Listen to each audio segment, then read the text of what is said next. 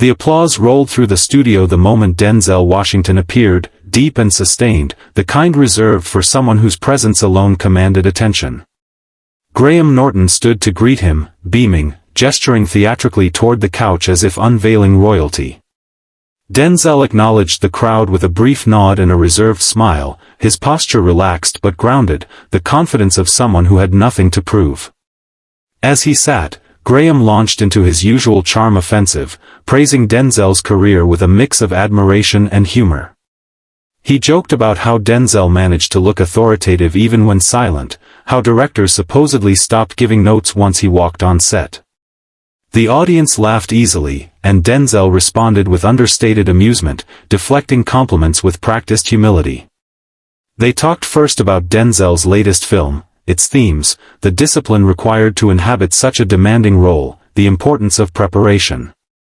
Denzel spoke slowly, deliberately, emphasizing craft over celebrity, work over applause. The audience leaned in, hanging on his words, sensing they were listening to someone who spoke from conviction rather than performance. Graham, sensing the momentum, nudged the conversation toward something more provocative, though his tone remained light. He referenced past interviews where Denzel had spoken about younger actors, about work ethic, about discipline. "You've been pretty honest," Graham said with a playful grin. "Some people might say brutally so." Denzel smiled faintly. "Honesty doesn't bruise," he said. "Ego does." The audience chuckled, appreciative but alert. Graham raised an eyebrow. "You once said some younger actors lack discipline." That stirred a bit of debate. "Do you still feel that way?" The smile on Denzel's face didn't vanish, but it sharpened into something more serious. "I stand by accountability," he said calmly. "Not comfort." There was a subtle shift in the room, as if the air itself had changed density. A ripple of murmurs passed through the audience. Graham laughed lightly, attempting to keep things buoyant. "Right, but times have changed, haven't they? The industry's different now." Denzel turned slightly toward him, giving him his full attention. "Excuses change," he replied.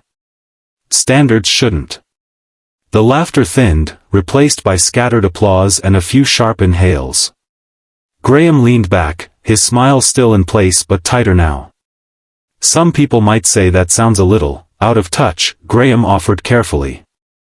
"The world works differently now." Denzel nodded once, unbothered. "Discipline is timeless," he said. "So is preparation. So is respect for the craft." The audience reacted audibly, some clapping, others shifting in their seats. Graham glanced briefly toward the crowd, then back to Denzel, recalibrating. "But do you think saying that publicly helps?"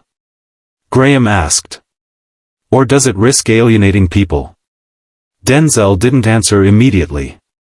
He paused, the silence stretching just long enough to make it uncomfortable. "Truth isn't responsible for people's discomfort," he said finally. The studio quieted. Even the band seemed to sense it wasn't their moment. Graham nodded slowly, still smiling but clearly aware the conversation was veering away from playful banter. "We do like to keep things fun here," he said, half joking. Denzel's gaze remained steady. "Fun isn't the goal of excellence." A soft gasp moved through the audience. Someone laughed nervously. Graham's eyebrows lifted in surprise. "Well," Graham said, chuckling, "that's very serious for a Friday night." Denzel smiled again, but this time it carried no softness. "Excellence doesn't take nights off."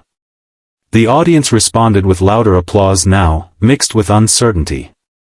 Graham shifted forward, elbows on his knees, attempting to regain a sense of control. "You don't worry," he asked, "that this kind of talk comes across as judgmental?" Denzel shook his head. "I worry more about silence being mistaken for kindness." That line landed hard. The murmurs grew louder. Graham's charm faltered just a fraction as he sensed the growing divide between expectation and reality. "So you're saying," Graham pressed, "that the industry has gone soft?" I'm saying comfort has replaced commitment, Denzel replied evenly. And people would rather defend comfort than challenge themselves. The tension was no longer subtle. Other guests on the couch exchanged glances, suddenly very aware they were part of something unscripted. The laughter track never came. Graham leaned back again, attempting a reset. It sounds like you're lecturing us a bit. Denzel met his eyes. I'm speaking from experience. And some might argue, Graham said, his tone firmer now, that not everyone needs to work the same way you did. Denzel nodded. True. But excellence still requires sacrifice. The audience erupted, some clapping enthusiastically, others whispering, unsure whether this was inspiring or uncomfortable. Graham's smile faded just enough to reveal irritation beneath the polish. The reaction to Denzel's last words hung in the air like a held breath. The audience buzzed softly, unsure whether to applaud, laugh, or stay silent. Graham Norton's smile lingered for a moment longer, then slowly tightened as he adjusted himself in his chair, sensing that the familiar rhythm of his show had slipped out of reach. Well, Graham said lightly, attempting to recover, this is usually the part where we segue into a funny story or a drink. A few nervous laughs rippled through the crowd. Denzel nodded once, calm and unflinching. I don't drink away conviction, he said.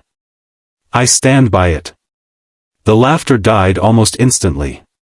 Graham leaned forward, elbows resting on his knees, his tone still cordial but more pointed now. I appreciate passion, he said, but this is an entertainment show. People come here to relax, not to be told they're doing life wrong. Denzel turned fully toward him. I'm not telling anyone they're wrong, he replied evenly. I'm saying excellence doesn't come from comfort. If that makes people uneasy, maybe that's worth examining. The audience reacted again, louder this time, applause mixed with murmurs. Other guests on the couch shifted, suddenly very aware that the conversation had stopped being playful and started becoming confrontational. Graham's expression sharpened. With respect, this isn't a masterclass. It's a chat show. And I'm not performing, Denzel said. I'm answering your questions honestly. Graham laughed, but there was no warmth in it now. Honesty doesn't mean hijacking the tone of the show. Denzel raised an eyebrow slightly. Tone shouldn't outrank truth. That did it. A visible ripple of discomfort moved through the studio. Graham straightened, his voice firmer, the genial host replaced by someone protecting his space. All right, he said, we're not going to turn this into a sermon. Denzel didn't raise his voice. He didn't gesture wildly. He simply stood. The movement alone sent a shock through the room. Chairs creaked, the audience gasped, and the band froze, hands hovering uncertainly over instruments. Denzel picked up his jacket slowly, deliberately, as if every motion carried weight. I didn't come here to sermonize, he said calmly. I came here to speak honestly. If that's unwelcome, I'll remove myself. Graham stood as well, clearly flustered now. No one's asking you to leave. Denzel met his gaze. Your tone is. A stunned silence followed. Graham glanced off stage, where producers were now standing, gesturing urgently, their expressions tight. One of them mouthed something clearly not meant for air. We're going to move on, Graham said quickly, forcing composure. Let's change gears. Denzel shook his head once. That won't fix this. The audience murmured louder now. Some applauded openly. Others sat frozen, eyes wide. Phones began to rise in the crowd, people realizing they were witnessing something unscripted and irreversible. Graham's voice dropped. You're putting us in a difficult position. Denzel replied without hesitation. Truth often does. That line hit harder than any raised voice could have. Graham opened his mouth to respond, then closed it again, clearly searching for a way to regain control. We have a format, Graham said finally. And I have principles, Denzel replied. The producer